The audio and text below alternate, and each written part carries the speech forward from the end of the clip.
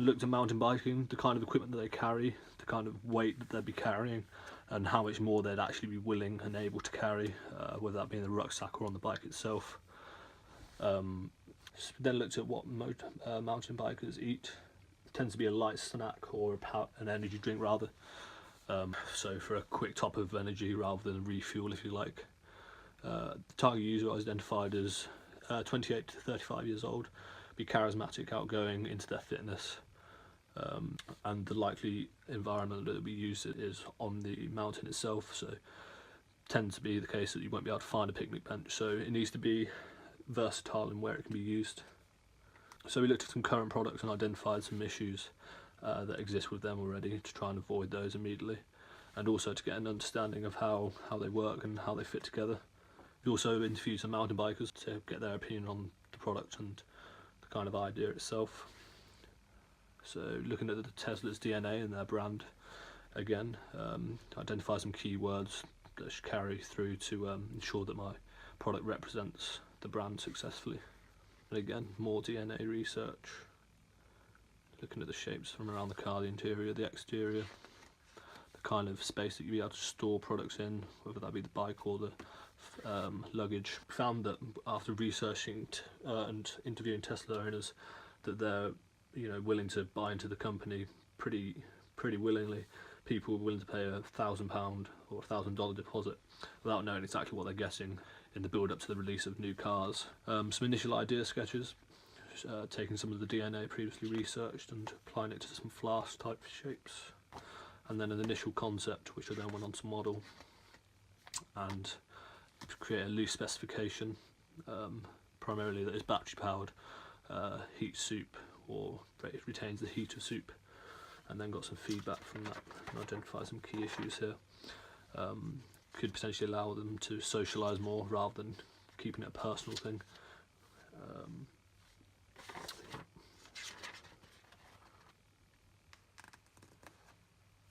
So again, considering other issues, how the product will be clean, where it will be carried, the heating method, and how the amount they can store and the amount they'll actually be able to heat, and obviously considering the size of the battery and whether that's going to be a limiting factor.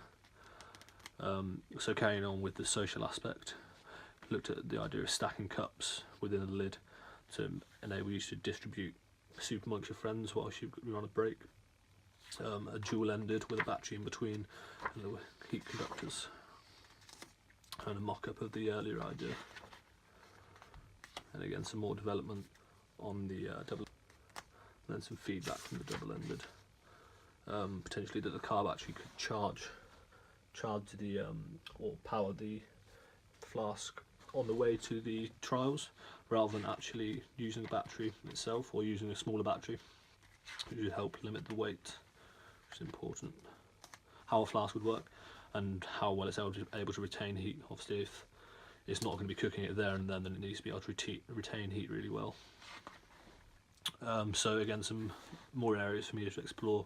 The inclusion of cutlery, again, to make it more social, so you can have a couple of spoons rather. Where it can be mounted to the bike, stacking of compartments, the inclusion of bowls, again to enhance that social aspect. Whether it's powered en route or with a car battery, and how we can essentially save space and make it lightweight.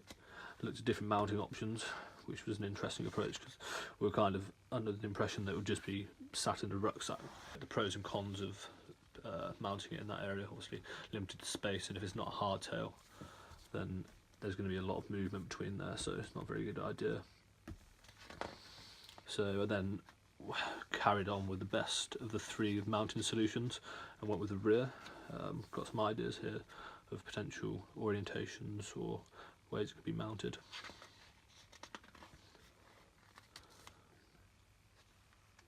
Yeah, so if it's a hardtail, then it's going to be it's going to be easier to make something that fits within here. But when you've got a suspension at the back, it's quite difficult to make something that will fit within there. It's also quite a flat shape, and obviously your legs will be in contact with this area, so it could be quite difficult to find a solution. Again, just ideating, potentially mounting a rucksack, camelback type thing, a collapsible bowl, which again would help save space and increase social aspects. Moving away from the flask idea altogether and just having like a kind of heated docking system with 2 separate containers which can be distributed. You can give one to your friend and keep one for yourself, or one for now, one for later. So obviously the amount of food that you want to heat is a pretty important factor. So I opted for 2 400ml cans of soup. So again, that gives you the ability to have one in the morning and then one a bit later, or share one with a friend, which would increase social aspects. So I need to consider the time it takes to cook, the option of food temperature, and the energy they actually require, or the food that they desire rather.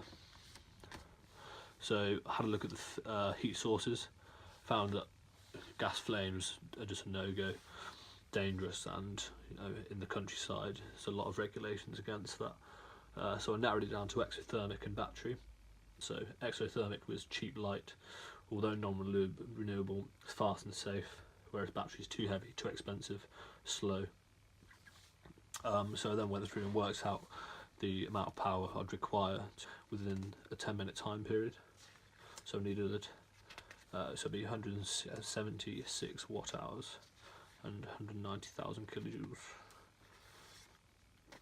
So as you can see, the mountain bike is quite shouty. They've got a lot of vinyl stickers, which is a bit different to Tesla, which tends to be more sleek.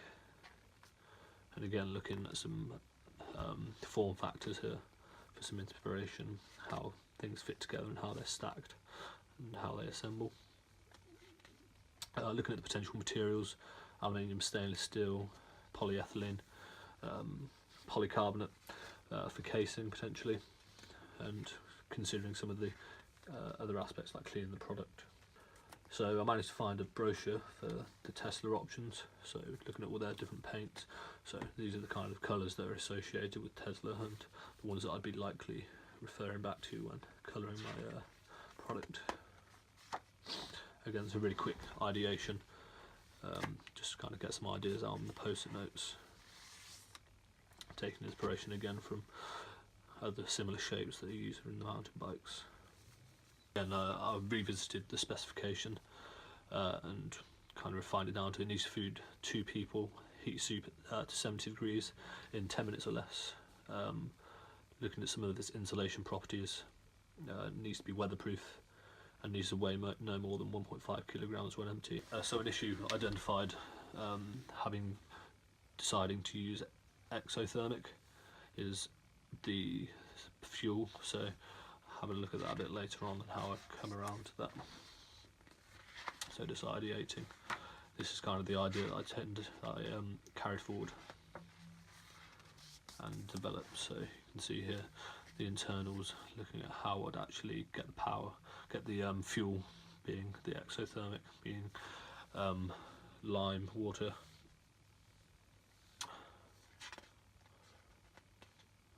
So yeah, looking at how the lids can open, whether it's a split door or hides back into the rear of the product.